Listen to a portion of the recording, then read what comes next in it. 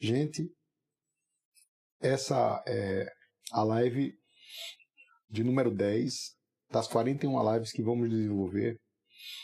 Temos já um número de 10 lives, então faltam 31. Na verdade, nós estamos, além expondo todo o processo penal conforme pensamos nesses mais de 15 anos, 20 anos de estudo, mais de 20 anos de estudo. Então estamos expondo em 41 lives, cada uma com 1 hora de duração, e também desenvolvendo o conteúdo à luz do nosso livro publicado pela editora Noesis, recente, Curso de Direito Processual Penal em Conformidade com a Teoria do Direito. Quem está acompanhando, nós já temos aí disponível um número de 10 lives, e essas lives estão sendo colocadas também no nosso YouTube. Então quem não encontrar aqui no nosso Instagram, não se preocupe, querendo acompanhar, está lá no canal YouTube pela ordem, certinho, e com todo o conteúdo. Então se inscreve lá no meu canal, tá? Osmar Rodrigues Alencar, e vai encontrar todo o conteúdo que nós já expusemos aqui nesses dias. Então, hoje nós vamos falar das nulidades processuais penais e sua classificação no ordenamento jurídico. Para que a gente entenda, eu vou fazer uma breve capitulação aqui do que nós vimos, né, nos capítulos anteriores, nos tópicos anteriores.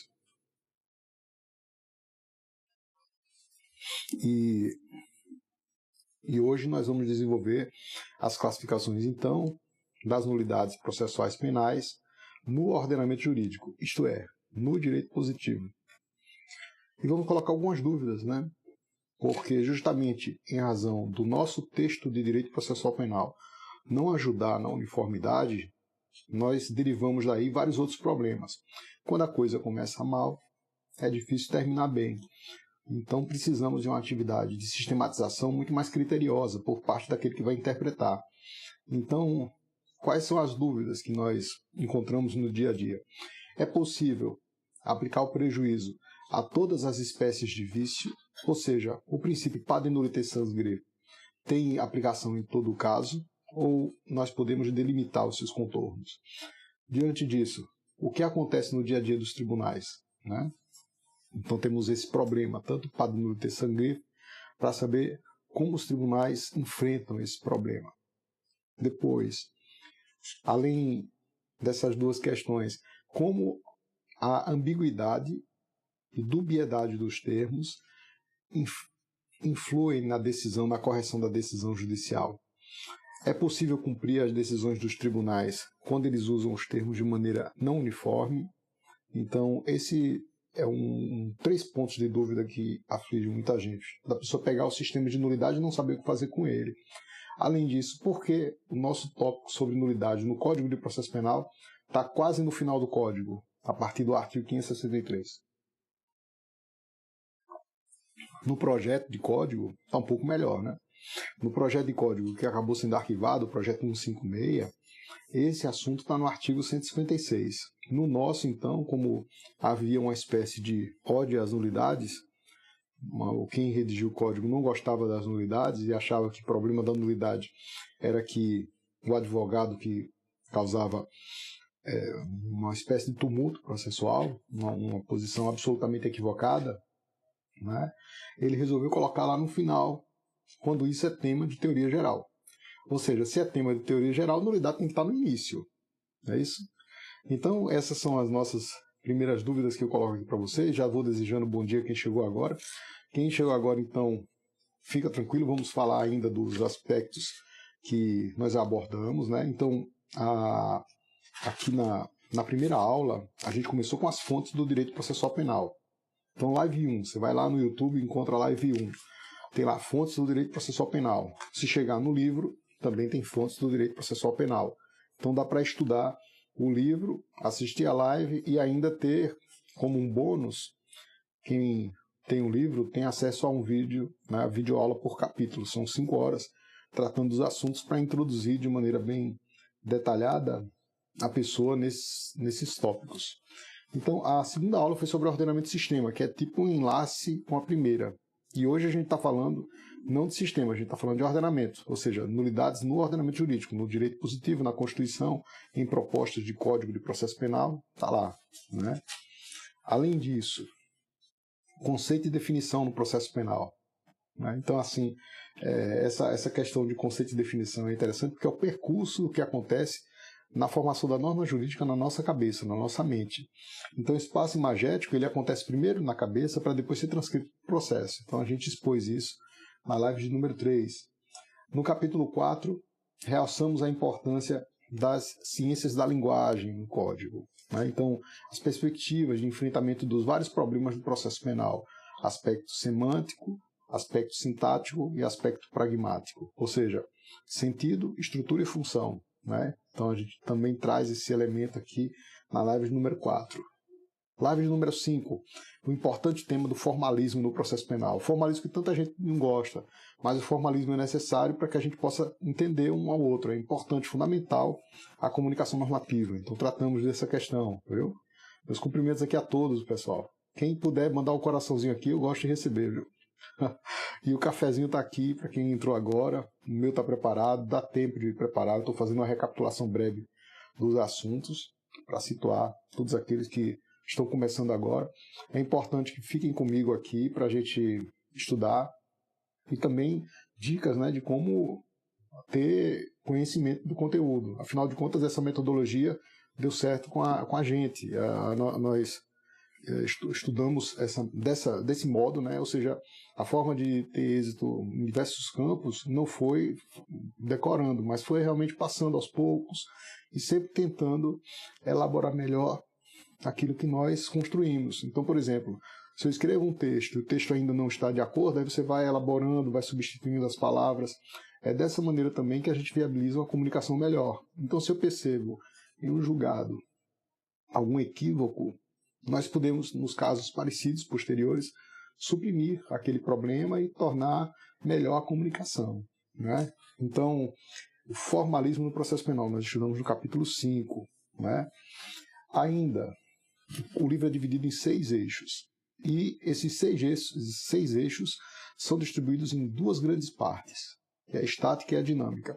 Muita coisa se baseando em Kelsen. E os 6 eixos, uma organização de nexos, ou seja, cada assunto tem um nexo com o outro, e existe uma importância de você estudar a parte geral relacionando com a parte especial.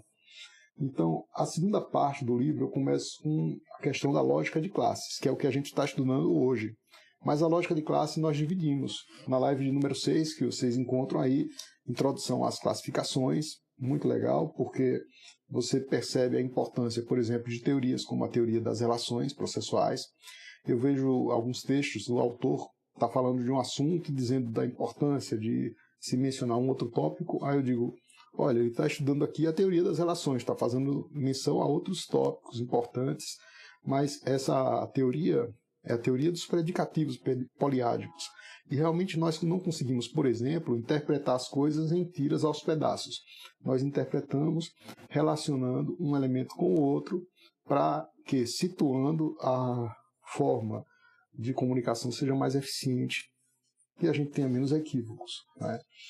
O capítulo 7, nós tratamos numa live número 7, aí vocês encontram a classificação das nulidades na doutrina brasileira. É interessante como a gente não chega a um consenso, cada um usando um termo com um sentido, e isso decorre muito da nossa origem. Se a gente procurar saber por que estamos hoje nesse elemento assim que a gente poderia dizer, em um terreno pantanoso das nulidades, começa desde a origem do nosso Código de Processo Penal, que quem escreveu o código não gostava de estudar nulidade processual, achava que isso era um problema.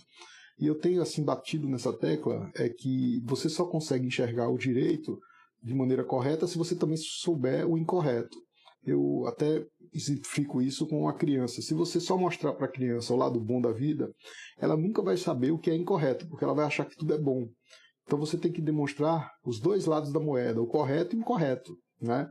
E assim, quando a gente coloca a nulidade lá no final, fica todo mundo sem parâmetro para dizer o que é incorreto. Resultado, há uma baixa aplicação do direito, né? no nosso dia a dia, né? As pessoas, isso pode? Bom, o texto está dizendo que não, o texto diz que é exatamente dessa forma porque nós estamos fazendo de uma outra forma. Por exemplo, as formas de citação.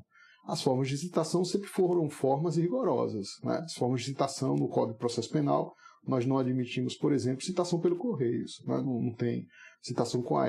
Então as citações sempre foram pessoal, por edital, depois em 2008 com hora certa. Aí vem o nosso Superior Tribunal de Justiça e diz, olha, pode por WhatsApp. Isso é complicado. Por que pode por WhatsApp se o texto ainda não autoriza, né? Então isso é devido, em uma parte, à baixa compreensão de que é uma nulidade processual.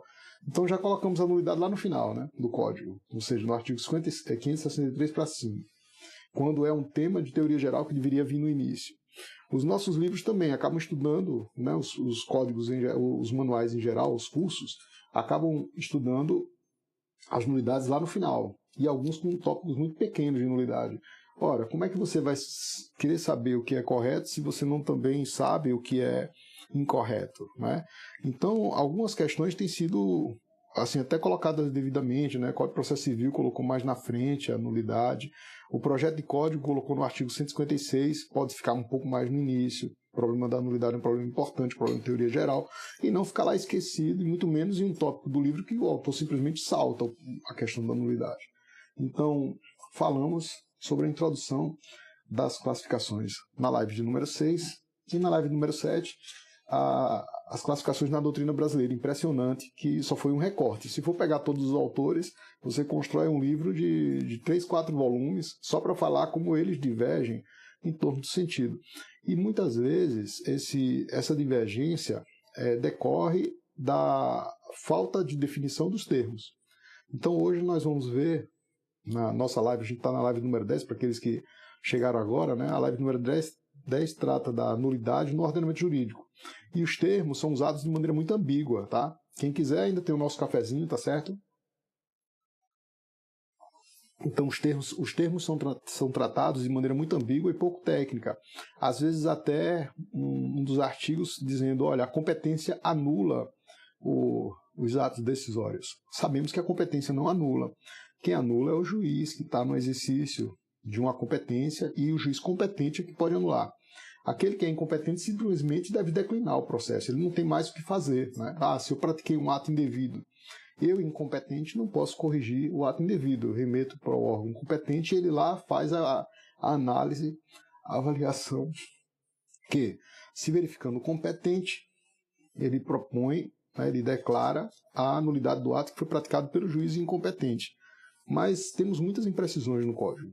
Na doutrina, então, é impressionante. Foi na live número 7, então vocês encontram no YouTube. No nosso YouTube tem lá pela ordem, né? Quem quiser assistir de maneira organizada, estão todas as lives lá reunidas. No capítulo 8, né, que já começamos no início dessa semana, a live de número 8, a gente começou a fazer uma ênfase nas doutrinas que o brasileiro, né, que o sistema brasileiro se apega muito. Então, alguma coisa do direito italiano e alguma coisa do direito argentino, né? A Argentina, ela tem muitos elementos que estão avançados em relação ao nosso, né? Então, os juristas aqui, como exímios juristas, né? Um deles até indicado pelo professor Paulo Cordeiro, o Carlos Santiago Nino, é uma coisa incrível a obra dele. Da Argentina, já há muito tempo. O próprio Carlos Cóssio, que eu me baseio aqui e anda um pouco esquecido, mas você percebe os laços próximos entre o Carlos Cóssio e o Santiago Nino e alguns processuais penalistas. Então você pega, por exemplo, Júlio Maia da Argentina, é uma coisa incrível a obra dele, porque ele procura relacionar os conteúdos sobre a lente da norma e nunca fora dela, né? Então nós temos muito ao que avançar, assim, se a gente conseguir relacionar as estruturas lógicas ao nosso conteúdo. Então no capítulo 8, estudamos as nulidades na doutrina italiana, e no capítulo 9 na doutrina argentina, mas com assim, uma ideia não de estudar o direito argentino nem o direito italiano, mas perceber que esse problema de ambiguidade, de porosidade, de vaguidade do termo nulidade não é exclusividade nossa. Ou seja, é sempre um problema de origem filosófica que a gente tem dificuldade de enfrentar, dificuldade de sistematizar, né? Então, hoje é a live de número 10, que são as classificações das nulidades no ordenamento jurídico. Então foi primeiro na doutrina, agora no ordenamento jurídico, no direito positivo. No direito positivo a linguagem é prescritiva, no ordenamento jurídico, no direito positivo, então ordenamento jurídico, linguagem prescritiva. Se a gente for, por exemplo, para a doutrina, se usa uma linguagem descritiva. A doutrina, então, é uma linguagem de segundo nível, né? Fala sobre o ordenamento jurídico. E temos várias questões sobre as nulidades no nosso ordenamento jurídico. Estão nos artigos 563 a 573. Gente, se puder enviar aquele coraçãozinho ou também aquele aviãozinho para os amigos, para convidados, olha, Rosmar está lá, começou sexta-feira, começou agora. Vamos entrar propriamente dito no nosso conteúdo da nossa aula, né? E são 41 lives. Vocês fiquem com a gente, serão segunda, terça e sexta, 6 da manhã. É a hora que nós estamos ativando a nossa cognição, né? Então, eu mesmo acordo um pouco mais cedo, porque senão você chega com sono. Então, 4 horas da manhã a gente já está estudando um pouco, revendo os conteúdos, relacionando os capítulos. Como eu disse, é a forma que a gente estudou para ter uma compreensão melhor dos assuntos. Então, alguns dizem, como saber isso? Né? Isso é muito difícil na prática. Não, é praticar. Assim, por exemplo, nós sabemos andar porque temos a noção do que foi engatinhar. Eu lembro de como aqui eu vi o meu filho engatinhando dificílimo, né? Porque ele não se equilibra e aí aquela confusão, será que vai conseguir? Consegue. Também consegue ter êxito estudando esses conteúdos que parecem difíceis, termos. Isso é difícil, é só praticar. Se torna assim comum, igual a nossa linguagem no dia a dia. Eu nunca vi assim como casa bem a ideia de Wittgenstein de tanto jogo de linguagem, quanto anterior, enquanto limites do mundo, como se a gente realmente aprendesse repetindo, né? Então, a prática, eu creio que se nós praticarmos o que é correto, nós saberemos andar corretamente, ou pelo menos diminuir os equívocos. Se nós continuarmos fazendo as coisas indevidamente, vamos ver se o tribunal anula, vamos fazer isso aqui de maneira equivocada, vamos então comunicar todo mundo por telefone e ver se aparece na audiência, né? Então, a gente deixar de cumprir nosso papel, fica cada vez mais difícil de você fazer o controle, né? E assim, quando as coisas começam errado, elas terminam errado. Então, se você sistematiza também a sua forma de agir e a sua prática do dia a dia de estudo, isso tende a se sedimentar, né? Então, aqui, pessoal, a gente esclarece o problema da nulidade no direito positivo em 3 eixos, né? No livro a gente propõe, primeiro, o exame na Constituição. Afinal de contas, a Constituição é a maior das nossas leis e ela deve ser observada. O que é assim comum no nosso ordenamento jurídico é que nós não classificamos as nulidades. O Código fala nulidade só. E também a Constituição somente fala em nulidade, contrata no artigo 93, inciso 9, dizendo que os atos devem ser fundamentados, sob pena de nulidade. Nós esclarecemos que, sob pena de nulidade, é uma imprecisão, né? Nulidade não é pena, porque pena, segundo seu sentido semântico, teria a pressuposição de duração, de algo mais alongado, mas tudo bem. Nós nos acostumamos a dizer que pena também tem um significado de sanção, de consequência. E, de fato, a própria estrutura do ordenamento jurídico é baseado em antecedente e consequente, em prótese e em apótese, que é uma relação de uma com a outra. Ou seja, não pode ser algo que não tenha um enlace. Existe, então, uma norma-programa e algo que é programado. E o que é programado vem em uma consequência seguinte. Então, aqui no nosso texto, né, na Constituição da República, nós temos uma fonte de controle, né, que é bem clara em relação à justificativa.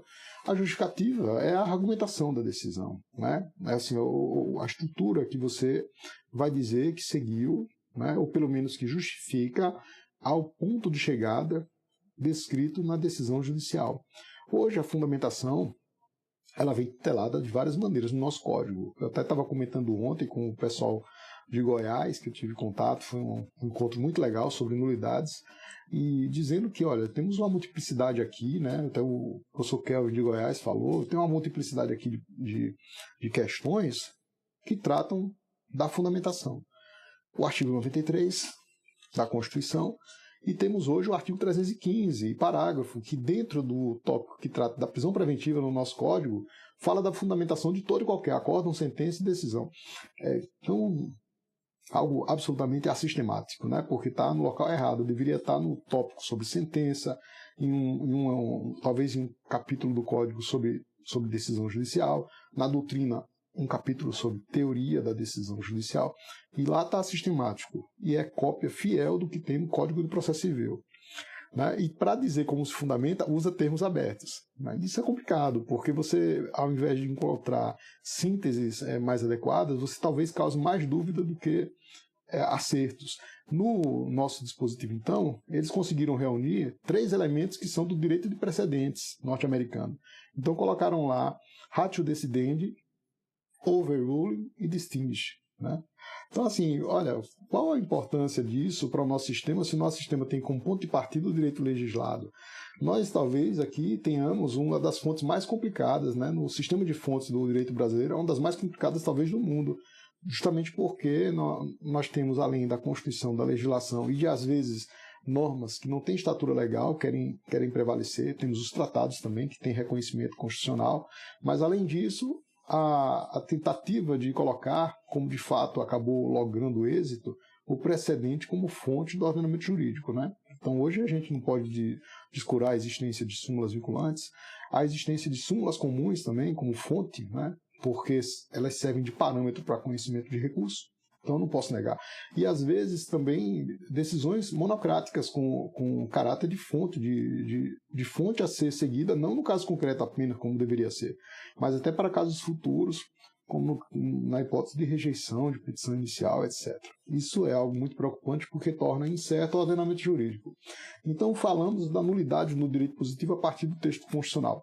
E aqui nesse capítulo, o propósito maior é se definir qual o sentido dos termos nulos ou nulo, nulidade, o verbo anular, né? Aí a gente vê ali que uma menção também a suprimento.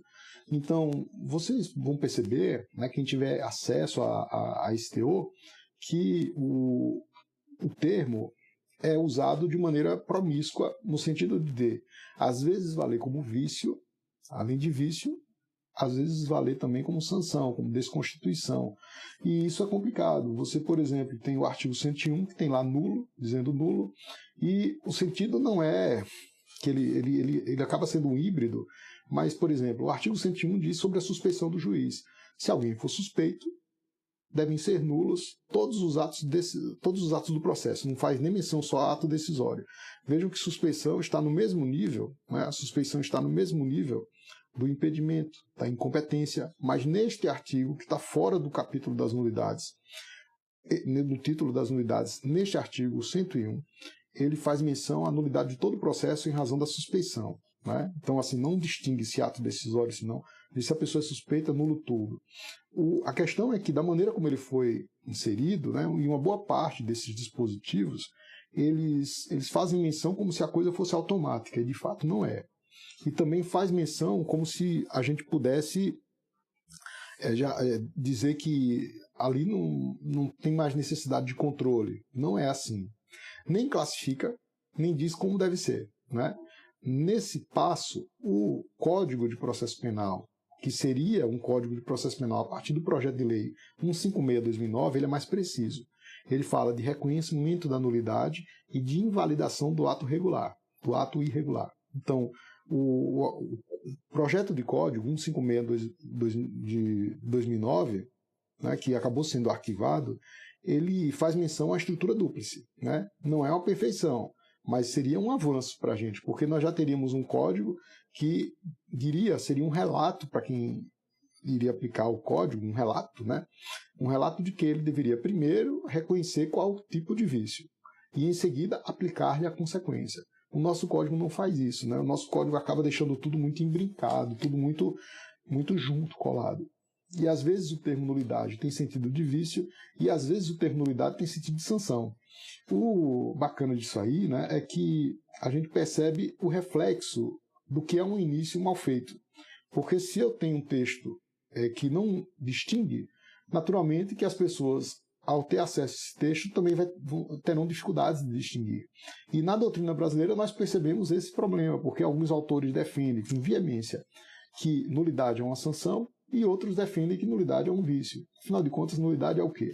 A questão é de percepção do ponto de vista. Né? A gente fez uma definição nas lives anteriores, né, que eu já vou avisando para quem chegou agora, na nós temos essas lives todas salvas no YouTube, vão lá no canal, se inscreve e podem encontrar a sequência das lives. Estamos na live de número 10, são uma sequência de 41 lives, exatamente 41 lives, porque temos 41 capítulos, então é uma forma bacana de você sair estudando os assuntos.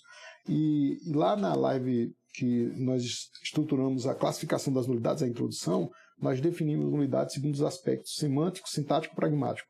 Então, quando eu falo estrutura, que é sintática, eu digo, olha, nulidade é vício, é uma estrutura, vício, então é um antecedente, e sanção. Então, é só você perceber que, se eu falar nulidade em sentido amplo, eu vou englobar esses dois sentidos, né? Então, se eu deixo tudo misturado, eu vou ter dificuldade na hora de aplicar, né? Por que às vezes chega um processo, voltando de um tribunal, e o juiz tem dúvida de como cumprir a decisão, né? Isso acontece. Uma sistemática que quem trabalha já com tribunal sabe, quando o processo volta de um tribunal, geralmente passa por um setor para cumprir a sentença do tribunal, no caso o acórdão, a decisão, e o cumprimento dessa decisão também vai para o sistema dizendo o que se deve fazer, né? O que é que devemos fazer. E se tiver ambíguo lá, a gente vai ficar com dúvida como cumprir. Então quer dizer que é importante você definir o sentido dos termos. Porque, por exemplo, se eu for para o artigo 573, e falamos isso aqui, né, o 573, tem lá 2 parágrafos, né? E o 573 fala tanto para você invalidar os atos dependentes da nulidade, então reconhecer como nulo invalida o ato e os que dele dependem, tanto invalidar a extensão. Então você diz a extensão. A extensão tem sentido tanto prospectivo quanto retrospectivo. Então, por exemplo, se você dá uma sentença hoje e você não reconhece a nulidade de um ato aquisitivo da prova, a tua sentença encampou para ela a nulidade, né? E a nulidade vício não dispensa o reconhecimento por parte do juiz, que é formador da estrutura da norma. Então, se você reconhece, por exemplo, a nulidade da sentença por causa, por exemplo, de uma prova que foi incluída indevidamente, ou ainda de uma denúncia inépta, essa nulidade ela tem que ser estendida para trás. Então, o tribunal deve apontar exatamente, né? Olha, a partir dali, se o tribunal diz bem assim, anulando os atos dele dependentes, fica ambíguo, né? Então, essa parte dispositiva de um acórdão, é interessante o acórdão, porque o acórdão é simplesmente a proclamação do julgamento, né? A fundamentação são os votos. E os votos delimitam aquela extensão. Então, se o voto estiver ambíguo, ou não ficar bem definido no acórdão, a gente terá dúvida na hora de cumprir. As consequências disso são nefastas, né, gente? A gente lembra de mandar um aviãozinho, um abraço aí para Brasília, tá?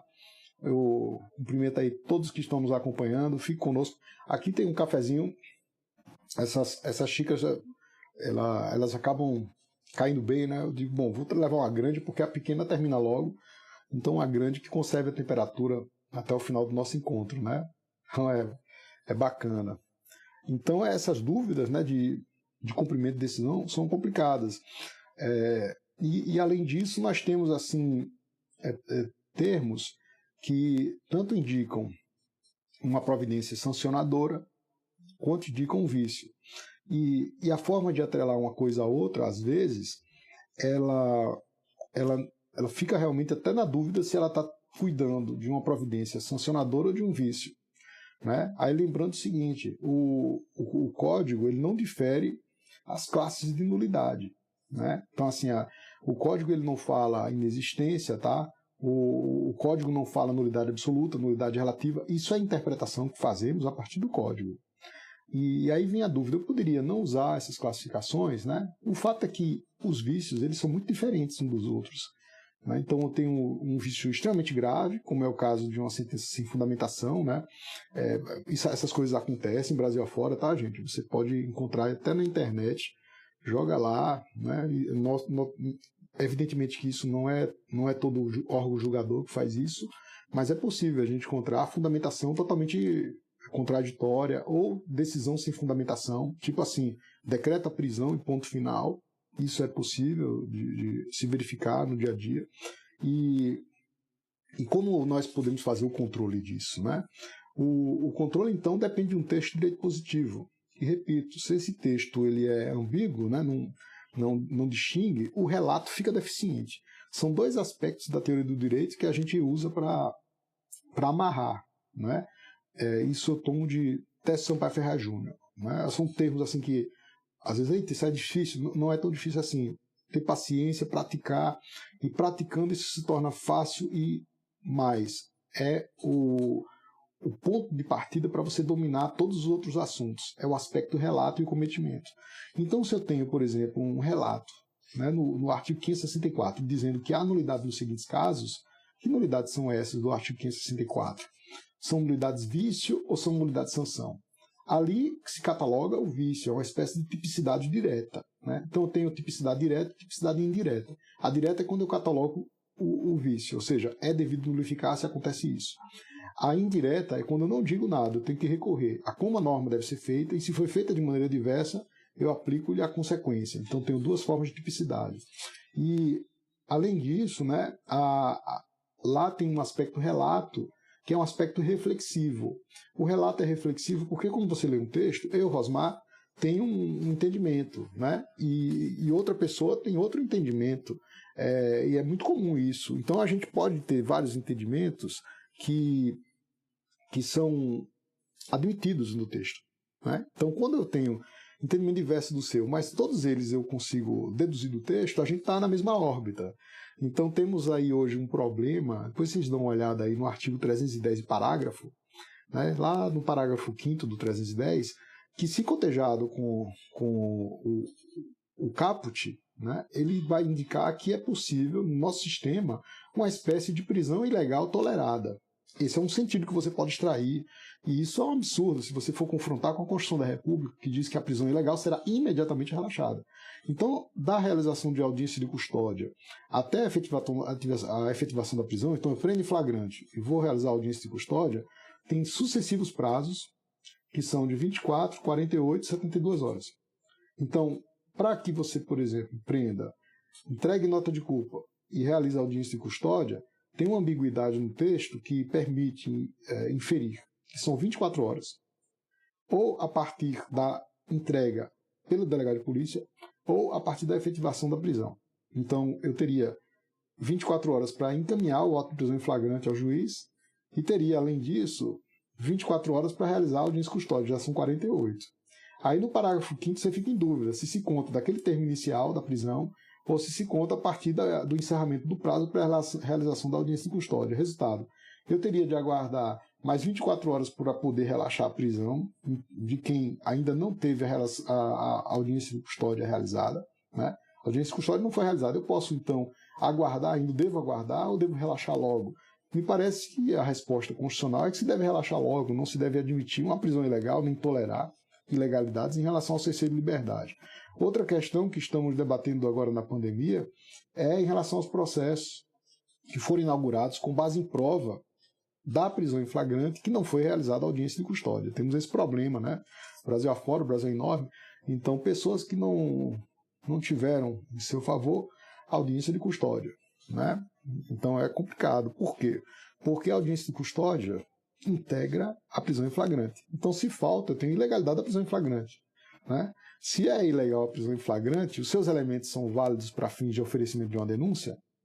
Né? Então, assim, esse tipo de repercussão foi indagada a mim ontem e é realmente algo relevantíssimo. Né? Se eu cometo uma ilegalidade na prisão em flagrante, né, como, por exemplo, a ausência da audiência de custódia, e não complemento com outras provas, mantenho só ali aqueles elementos do auto de prisão em flagrante, como de fato isso acontece, e encaminho ao juiz uma denúncia com base só nesses elementos que não foram controlados pela audiência de custódia, porque a audiência de custódia visa justamente esse controle, se houve coação, se ali consta o que é devido realmente, né, ou se a pessoa foi torturada, etc., eu posso comprometer, né, pode haver um comprometimento grave ao processo penal em razão da falta desse ato. É verdade que esse ato pode ser realizado por videoconferência, muito excepcionalmente, né? A gente está passando por uma situação muito delicada, uma situação sanitária, mas eu me refiro à situação em que ele não é realizado de maneira alguma. O ideal mesmo era que o nosso legislador tivesse desincumbido, na hipótese tivesse sido desincumbido de uma legislação temporária ou excepcional, né? A gente não tem legislação temporária ou excepcional em razão da Covid para tratar tanto de crimes quanto de processo e atos processuais excepcionais. Temos, assim, é verdade, alguns atos, alguns dispositivos espaços. Por exemplo, lei de juizado especial tem previsão para você realizar de maneira digital os atos, né? Tem. Então a gente precisaria também de legislação para cuidar desse problema da nossa audiência de custódia, de como será os efeitos disso, até quando deve durar, qual o parâmetro. E também em relação aos crimes, né? As pessoas sendo autuadas por crimes contra a saúde pública sem lei excepcional temporária, que de fato estamos em uma situação excepcional. Aí, pessoal, nós temos situações bem curiosas aqui, né?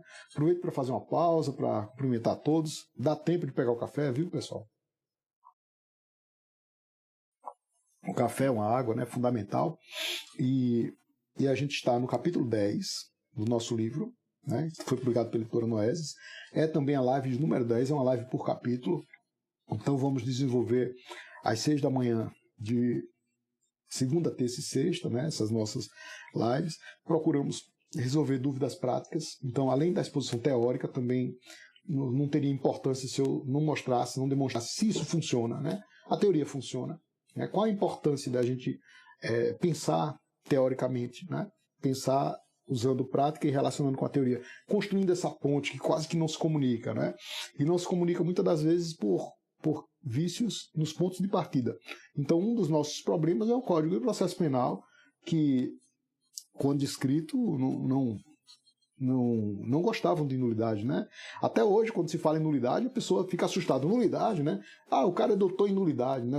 Tem uma vez que me disseram isso. Olha o problema que ele vai arrumar pra gente. Eu digo, não, mas é somente você fazer o correto, saber direito. Saber o que é nulidade é saber direito, é saber o que é correto. Né? Estudar a nulidade, então, é saber que você também pode desenvolver todos os assuntos do processo penal e perceber de uma maneira completa todo o conteúdo do processo penal. Né? Então, gente, também para estudar é importante buscar as fontes. Essas fontes estão bem indicadas no livro. Tem um índice remissivo por artigos e tem um índice remissivo por assuntos. Então, quando eu estudei o Barbosa Moreira, sempre falo nele, tem alguns autores que marcam, né, no processo civil. E parece que todos nós que estamos hoje no processo penal, a gente foi do processo civil um dia, parece que todo mundo, e eu gostava de estudar o Novo Processo Civil Brasileiro, que é um livro não muito grosso do Barbosa Moreira, mas extremamente denso, e eu estudava com um código anotado do lado, do Humberto Teodoro. Então, quando eu li o Barbosa Moreira, que ele referiu o artigo, eu disse, caramba, eu não entendi isso aqui, porque ele fez uma remissão para o texto não ficar muito longo, né? Ficar aquela coisa indigesta, etc. Então eu ia lá para um artigo, eu disse, poxa, isso te dava potência, né? A potência de entendimento da matéria e também de sedimentação da matéria, porque às vezes você entende e ela vai embora, mas se você compreende a estrutura, a síntese, né? Tanto a crítica como a parte dogmática, fica mais firme, o conhecimento ele não se esvai tão rápido, né? E a estrutura não se esvai nunca se você estimular adequadamente. Então, essa forma a gente desenvolveu aqui também, né? Na verdade, se trata de um grande desejo nosso de ter um livro que pudesse ter também um índice remissivo de artigos, né? Ou seja, se eu menciono um artigo, se você quiser estudar o artigo, você vai lá se tem um artigo no índice remissivo, praticamente todos têm, e vai no texto, né? Se eu desejo ver um assunto, eu vou lá no assunto, vou no texto. Então, eu posso desenvolver um estudo autônomo, capítulo por capítulo, né? Ou seja, eu quero estudar hoje o último capítulo, estou a fim de aprender prisões, né? Então eu vou lá para o capítulo que trata de prisões, capítulo 30, aí estudo prisões. Aí não, agora eu quero relacionar o capítulo 30 com os capítulos que tratam da questão da prisão de maneira teórica, onde ele mencionou. Aí você vai. E isso realmente dá outra percepção, né? Então, volvendo aqui para a nossa questão do ordenamento jurídico, pessoal, existem uns artigos que tratam das impeditivas de nulidade, impeditivas. A doutrina chama impeditiva, como se você tivesse impedido de alegar nulidade. A inocuidade de artigos assim, ela é evidente, né? Então, assim, quando eu falo de impeditiva, é como se não poderá arguir nulidade a respeito de tais assuntos, né? Então, ali nos artigos 570, né, a gente tem algumas menções 567, 69, aqui a parte está impedida de alegar nulidade. Isso é evidentemente inócuo, né? Você pode alegar tudo na petição inicial. Agora, se isso pode ser reconhecido, é outra conversa. Então, eu posso alegar nulidade? Posso, né? Impossível você interferir na liberdade da pessoa. A liberdade dele pode ser jurídica ou antijurídica. Aí é outra conversa, né? Se eu alego uma nulidade que de fato não aconteceu, é uma liberdade antijurídica. Se eu alego uma nulidade que aconteceu, é uma liberdade jurídica. Agora, a consequência que será aposta vai depender de outra liberdade, que é a liberdade do juiz. Então eu posso alegar o vício, nulidade, e posso ter ou não reconhecida a sanção, que é a invalidação ou a convalidação. O código, então, ele tem muitos dispositivos com sentidos dúbios, né? E é justamente esses sentidos que são contornados aqui. Então, nesse capítulo que a gente trata das classificações da nulidade, que é um capítulo que vai a partir da página 215, a ideia é estudar o aspecto semântico, principalmente, o sentido, semântico, sentido. Né? Falar semântica é o sentido, é o aspecto cultural, né, que está ali na essência daquele elemento. Geralmente o texto ele não tem esse sentido assim forte. Existe algum sentido cristalizado no texto, mas quem dá o sentido é você, a partir de um contexto determinado. E esse sentido, então, é a semântica. Então, eu defino o sentido do termo nulidade, se é, por exemplo, vício, sanção, ou se significa a norma como um todo, a nulidade em sentido amplo, e a partir daí eu consigo formar a estrutura, que é a sintática. Então, a estrutura depende do reconhecimento do sujeito competente para reconhecer o vício. Então, sempre quando a gente vai dizer que um ato não pertence ao processo, né, não deve pertencer ao processo, a gente se reporta à norma que foi documentada. Mas o ato não é tirado do processo. Já perceberam isso, né? O ato fica lá. O que você faz é a produção de um novo ato, individual e concreto, que se refere ao primeiro ato e lhe suprime os efeitos. Então, essa percepção é interessante, porque se você pega, por exemplo, um processo em papel, você vai encontrar lá todas as sentenças que foram anuladas, né? E se você não perceber o último ato, talvez você compreenda indevidamente aquelas sentenças que já não tem mais efeito. Também, um ato qualquer, ele vai sempre se basear no encadeamento dos atos. Ou seja, isso é a teoria das relações também. Uma coisa se relaciona com a outra. Assim como as normas infraconstitucionais se relacionam com as normas constitucionais. Não é? Então, essa é uma questão importante. Se nós formos, então, para o nosso capítulo, né, do 225, nós percebemos aquela tese que nós afirmamos no início de um formalismo valorativo. Né? Então, o texto é formal. Deveria ser melhor escrito o nosso texto. Né? Mas pelo menos existe o texto. Era muito pior sem ele. Existe o texto para a gente tentar sistematizar. Então, a partir dele, nós construímos os demais sentidos. Então, o texto é formal. Mas um formal deve ser um formalismo valorativo. Isto é, existe um valor ali cristalizado, que eu posso deduzir da exposição de motivos e posso controlar a constitucionalidade. Se você pega a exposição de motivos do Código de Processo Penal, é uma coisa incrível, né? Porque faz menção expressa ao direito italiano, baseado no que foi escrito por Alfredo Rocco, que era o ministro da época em que a Itália tinha um estado gigante e acabava esmagando direitos fundamentais. Foi esse texto que inspirou o nosso Código de Processo Penal, que já completa 80 anos. No capítulo das unidades, no título das unidades, na verdade é um título com poucos artigos, né? Por ser um título, deveria ser um título inicial, com talvez um detalhamento melhor, né? Poderia até não ser muitos artigos, mas que fossem artigos bem delimitados e contornados. Nesse capítulo, então, nós temos ali uma cristalização de um valor negativo em relação ao sistema democrático. Mas como o texto geralmente isso é importante, é só um significante, né? O texto eu tenho um percurso do significante ao significado. Quem atribui significado é o sentido que é construído por nós a partir dos elementos culturais. Então, quando eu vou interpretar o texto, ali é um significante, são marcas. O que eu construo é a partir do contributo que eu dou enquanto intérprete. Né? Aí temos nulidade na Constituição, nulidade no Código de Processo Penal. Né? E temos também a percepção de que, às vezes, o texto prevê combinação. Né? O que é a combinação?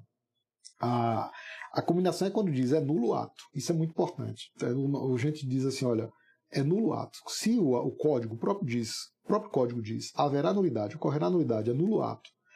Eu, juiz, não posso dizer que não há nulidade, entendeu?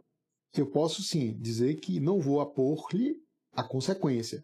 Mas negar um vício, ele é algo logicamente incompatível.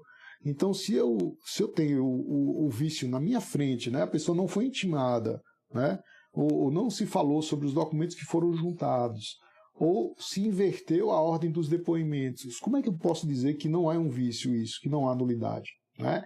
Eu tenho que reconhecer, e aí eu posso fazer relações que indiquem que não se deve reconhecer a invalidação, não se deve invalidar, suprimir os efeitos. Porque, por exemplo, os direitos fundamentais foram respeitados. Né? Isso, naturalmente, para as nulidades relativas. Então, olha, como foi dada mais eficácia ao direito fundamental, tutelado pelo ordenamento jurídico, né? O réu teve a ampla defesa respeitada, apesar da nulidade, eu não vou reconhecer a invalidação. Né? Apesar de reconhecer que se trata de uma nulidade grave, não é o caso de se impor a supressão dos vícios. A supressão do vício. Invalidação, invalidar, é tornar negativa a validade. Isso parece óbvio, mas não é. Né? Assim, na verdade, é um esclarecimento. Porque quando você edita uma norma, por mais absurda que seja, ela se insere no ordenamento jurídico. Ela é válida. Tanto assim que hoje, eu acho perfeito o sistema PJE, processo judicial eletrônico, para aqueles que são de outra área, né? Os amigos que não são do direito não estão acostumados com isso, tem pessoas que me seguem aqui que são amigos, a validação é a assinatura do juiz. Então, quando você aperta lá a tua senha e clica, você insere no ordenamento jurídico, no sistema individual e concreto do processo, o ato. E o ato pode entrar de maneira absolutamente viciada. Né? Pode entrar por um equívoco, a pessoa pode se equivocar, afinal de contas errar é humano. E para você suprimir isso aí, ele não sai do nada. Ele precisa de uma nova ação sua, ou se for competência, do juiz competente. Então, se perceber a minha incompetência, eu não posso mais mexer no processo. Né? Se eu me perceber incompetente, eu não posso fazer mais nada. É vedado a mim. Eu devo simplesmente remeter ao juiz competente. Né? É ele que vai fazer o controle, se ele se considerar competente. É aquela regra, competência do alemão que gostam de repetir no Brasil. Competência. Todo juiz tem o poder de se averbar competente ou incompetente. Então, o nosso direito, né, ele tem essa relação. Se eu tenho ali nulidade, eu não posso negar. Né? Então, a combinação de nulidade é um relato, como eu falei, um aspecto reflexivo, mas que você tem que respeitar os limites do texto. Então, o texto não pode partir do nada. Não. Assim, o texto tanto tem uma fonte, como a minha fonte enquanto juiz é o texto, para poder ditar o que devo fazer. Então, existe um aspecto reflexivo, mas eu não posso sair do texto. Se eu saio desse elemento do texto, eu entro em vivência da contradição. O que é a vivência da contradição? É quando a nossa liberdade jurídica se torna uma liberdade antijurídica. Né? Quem usava essa expressão era o Carlos Costa, e a partir daí vejam que eu não controlo o agir do juiz. Eu reajo contra o agir ilícito do juiz. Né? Até hoje a gente não conseguiu segurar na mão de quem quer abusar. Até hoje, né? Então, por exemplo, se a pessoa tiver um impulso, né, para dar uma decisão ou não perceber o equívoco, a gente não conseguiu evitar isso. Afinal de contas, o ser humano é livre. Né? Segurar na mão para dizer como fazer, até hoje a gente não conseguiu evitar o abuso do poder. No entanto, o sistema tem como reagir. O sistema reage conforme um equilíbrio. Né? E essa forma de equilíbrio deve migrar de pontos de partida, que são justamente os elementos do texto. Né? Então aqui nós falamos da combinação enquanto aspecto relato, que é tratado pelo Técio Sampaio Ferreira Júnior, né? Eu acho um dos maiores juristas que nós temos, professor Técio de São Paulo, né? Fantástico. Tem livros dele que eu sempre recomendo, além do tradicional livro de introdução, tem os livros sobre ordenamento jurídico e tem um sobre teoria da norma jurídica, uma coisa muito bacana. E eu acabo que quis usar esses elementos, né, no direito processual penal com o objetivo de propiciar o controle, é a pragmática. Então, quando eu falo pragmática é função. Então, quando você percebe que o sistema ele rompeu o desvio padrão, ele incorreu em um colapso. Né? Quando, por exemplo, eu posso me equivocar como juiz. Então, existem equívocos, né, que são controlados. Quando esses equívocos são gravíssimos e não são controlados, o sistema entra em colapso. Igual o corpo humano, né? Ele tem também órgãos reguladores. Órgãos como o fígado, ou então glândulas como a tireoide, ele procura controlar de forma equilibrada aquilo que se desvia, né? Então, se eu tenho uma doença, eu reajo com febre. Quando isso não acontece, a gente entra em colapso. Então, também, quando há uma nulidade, eu preciso perceber essa nulidade, controlar, porque senão a gente não vai ter mais sistema, né? Então, aqui no nosso livro, a gente usa um termo do teste, professor teste, que é o termo de regra de calibração, né? Eu acho útil demais, porque a regra de calibração ela procura dar justiciabilidade ao sistema, equilíbrio, proporção, né? São uns termos assim muito importantes, tá? Gente, lembrar de mandar aquele coraçãozinho, tá? Quem tiver dúvida, coloca aqui as dúvidas, eu vou procurar respondê-las aqui no final e dar um contributo a respeito disso, né? Então, tendo dúvida, pode colocar aqui para a gente, é sempre muito importante essa participação, essa interação. Eu agradeço demais aqui a presença, sei que às vezes a pessoa tem outros compromissos, mas para acordar cedo, né? Para fazer toda essa disciplina, né? Você precisa também ir se condicionando. Usar. São 3 eixos que eu gosto de repetir, já repito isso há mais de 10 anos. Disciplina, vontade e dimensionamento de tempo, né? O tempo parece sempre incompleto para a gente. E hoje, então, com esse mundo, esse tumulto de informação, telefone celular, e chegam mensagens de todo tipo e você precisa fazer uma espécie de organização, né, para não se perder. Eu sei o tanto quanto é complicado, né? Mas podem mandar aqui as dúvidas e a gente manda brasa, tá? Então a combinação está no aspecto relato em termos de reflexão.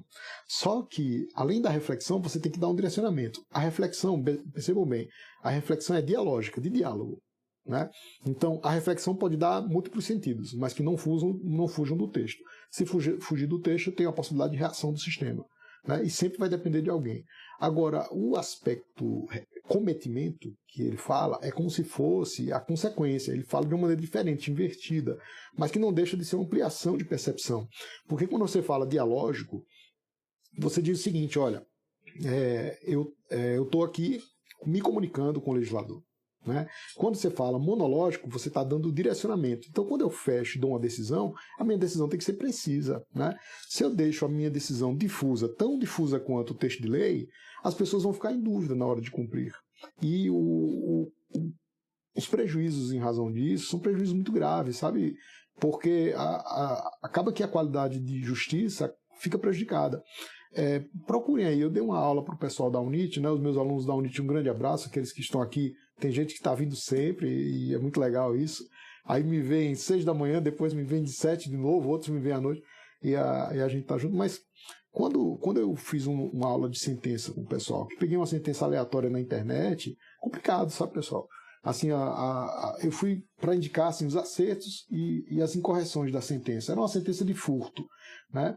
Mas assim, a sentença eu praticamente achei erro de aplicação do direito, né? Ou de pobreza na avaliação da prova, que a gente fica preocupado realmente. Olha, que qualidade de sentença é essa, né? Condenou a pessoa em razão de furtos de objetos ínfimos, né? E se não fosse só isso, mas além disso, fundamentou de maneira também muito incorreta, e a dosimetria então foi um desastre.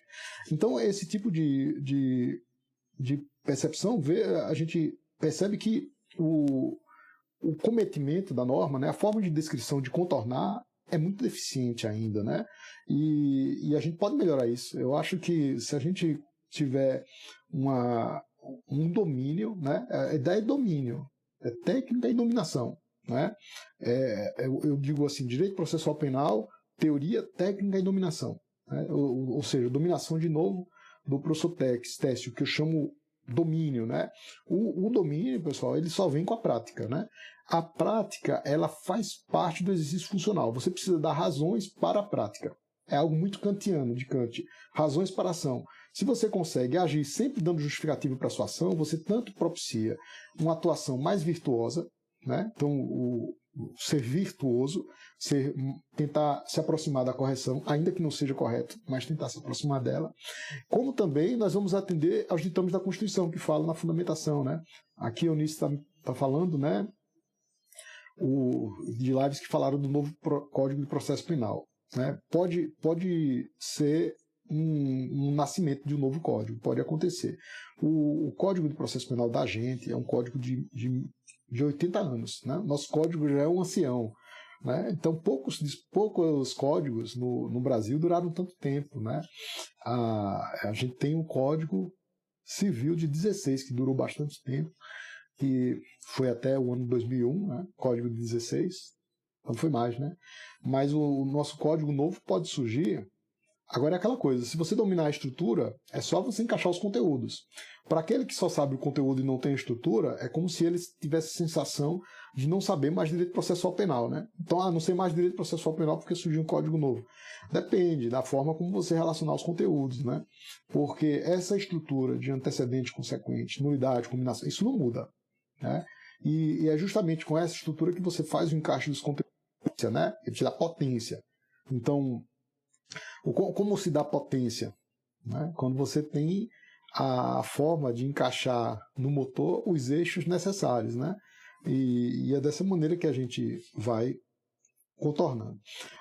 Além disso, pessoal, do aspecto relato e cometimento que a gente encaixa na nulidade, vai delimitando no texto as suas deficiências, a gente faz menção ao problema de se usar o mesmo termo. Né? O mesmo termo pode ser usado como verbo, e às vezes como substantivo, e às vezes como adjetivo. Tem enunciados nossos do texto de lei que não deveria ter esse tipo de ambiguidade, né? Ou de vaguidade. E isso a gente descreve aqui no nosso capítulo 10. Tá? Então, para aqueles que estão aqui conosco, convido para se inscrever no nosso YouTube, tem lá os vídeos, né, das nossas lives, e nós estamos aqui dispondo sobre esse novo livro, né, que é o Curso de Direito Processual Penal. É realmente um livro único do gênero, que trata dessa forma o processo e que busca, né, dar uma sistematicidade, digamos que busca ordenar o caos. Tá? A gente está numa situação assim, às vezes caótica do nosso direito, e se nós ficarmos só no plano, por exemplo, parecido com um repórter de TV, às vezes acontece isso, né? Então, eu tenho época que eu dizia, rapaz, a minha aula está menos interessante do que o Jornal Nacional, né? Então não pode ser assim, né? Eu disse, caramba, a pessoa está lá no Jornal Nacional, está aprendendo tudo de Lava Jato, né? E a Lava Jato não está fazendo certo, né? Então, se lá no Jornal Nacional você vê que não há nulidade, você vai dizer aqui no direito que não há nulidade, né? Então, tudo que é feito de maneira errada em um processo que aparece em uma reportagem, você vai afirmar que é correto, né? Então, a ideia é a gente tentar ordenar o caos, né? A falta de sistematicidade, né? Essa é a ideia, sabe? De você dar uma robustez à sua argumentação e também um upgrade em termos de sofisticação de conteúdo. Foi dessa maneira que eu conduzi os estudos, né? Acabou que deu certo, né? E acho que é possível que a gente tenha outra forma de estudar do que simplesmente decorar esquemas, né? Ou seja, nós temos assim a importância de você ter um esquema para estudo de véspera, mas a sedimentação para trabalhar, eu acho que ela requer algo mais, sabe, gente? E muito obrigado aí pela presença, a gente está encerrando. Então, as nossas respostas, né, para aqueles problemas iniciais é justamente a necessidade de contornar, demarcar bem, se chama construtivismo lógico-semântico. Demarcar bem os conteúdos, né, é parte dessa premissa dos conceitos, para que a definição ela seja ainda mais precisa e a gente viabilize a comunicação. Eu diria assim, em poucas palavras, encontrar a palavra certa. Né? Você encontrar o termo mais ajustado. Se eu não encontrar hoje, você mais na frente, a partir desse percurso que eu segui, você continua, faz um percurso melhor e traz um sentido melhor para o nosso ordenamento jurídico, para a aplicação do nosso direito. Né? Voltando aqui para a pergunta de Eunice, esse código, Eunice, não sei, a gente já teve vários anúncios de que sairia um código e às vezes não sai, né? Então algo assim um pouco imprevisível. Pode acontecer, vem um código novo. Né? Se chegar um código novo, a gente vai ter que fazer uma leitura tanto sob a ótica da dogmática como sob a ótica da crítica. Né? Eu acho que a dogmática é fundamental como ponto de partida, senão você não cresce. Né? A dogmática seria o encontro de pontos comuns. A gente procura pontos comuns aqui, A dogmática seria, então, um pressuposto para você não falar tolice, né? Só não ficar, eu acho, você parte de pontos científicos. Então, por exemplo, quando eu construo um índice remissivo, isso é dogmática, né? E dogmática tem uma filigrana de distinção em relação à teoria do direito. A teoria do direito está a um nível maior, está a um nível intermediário. Enquanto se eu for para a ótica filosófica, eu vou para um nível ainda mais acima. Então, quando eu trabalho, por exemplo, com os conteúdos, eu falo de método. Então, eu tenho acesso mais imediato aos conteúdos com uma linguagem mais simples, né? Uma linguagem que já trata assim, por exemplo, prisão é cerceio de liberdade. Isso é um conteúdo de método. Mas se eu vou para uma estrutura dogmática mais sofisticada, ou seja, não é uma dogmática material, mas é uma dogmática estratégica, eu vou tratar, então, de como saber que a prisão é um cerceio de liberdade. Quais são os elementos, então, para uma prisão preventiva? E aí eu migro de dois pressupostos que podem ser resumidos em palavras: plausibilidade e urgência. Com essas duas palavras eu consigo, então, encaixar tudo de prisão provisória, né, e justificar. Além disso, eu posso ir para um nível mais elevado, que eu vou falar das relações entre o método e a metodologia da estratégia. Aí eu não tenho dogmática. Eu vou falar das articulações. Então, observem que a forma como nós explicamos, ela procura aquecer teu raciocínio com base na percepção das articulações, que você usa às vezes não sabe, né? Então, eu até digo, olha, ninguém é mais inteligente que ninguém. Todos somos inteligentes. Mas um aquece mais a inteligência do que outros. Então, vamos aquecer nossa inteligência, né? Essa é a ideia fundamental, tá, gente? Gustavo, obrigado, né, pela menção aqui, obrigado pela atenção, pela participação, e vamos em frente, tá? Não esqueçam de preparar o café. A gente segunda-feira tem de novo, e segunda, seja amanhã, a gente está aqui com um cafezinho na mão, né, uma água,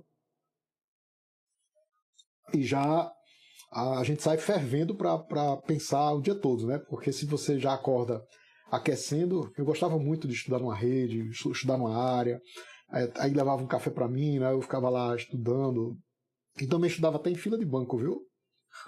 Então, como eu peguei muita fila de banco, a gente não tinha essa disponibilidade de pagar as coisas não tinha disponibilidade de pagar as coisas pelo celular, né? Quando eu era adolescente. Então eu ia pagar as coisas quando adolescente ou quando era já adulto, com meus 20 e poucos anos, levava um livro comigo, porque você ganha tempo, né? Então no ônibus eu estava com o livro, na fila eu estava com o livro, antes da aula eu estava com o livro, e estudava ali 5, 6 páginas, já adiantava. E no final do dia, sempre um marco de 30 páginas pelo menos, né? Assim, eu acho que 30 páginas, se você mantiver durante um período considerável, um ano, por exemplo, já é um avanço fantástico. Quem tiver disposição para ler mais, né? Mas eu sempre fazia uma leitura mais pausada, riscando muito, né? E sempre confrontando com as aulas, né? Às vezes eu chegava já na aula já sabendo de um pouco do assunto, né? Isso aí era bacana porque o professor também se via instigado, né? Ou seja, a ideia é ser instigante na hora de você estudar. O curso, nesse sentido, o livro, ele é uma instigação ao conhecimento porque é diferente de todos os outros, tá? Então, um grande beijo no coração, obrigado pela presença, eu me sinto feliz, honrado com vocês, e vão lá no YouTube, nos acompanhem aqui, a gente vai sempre buscar conteúdos que agreguem o conhecimento, tá? Beijão. Tchau.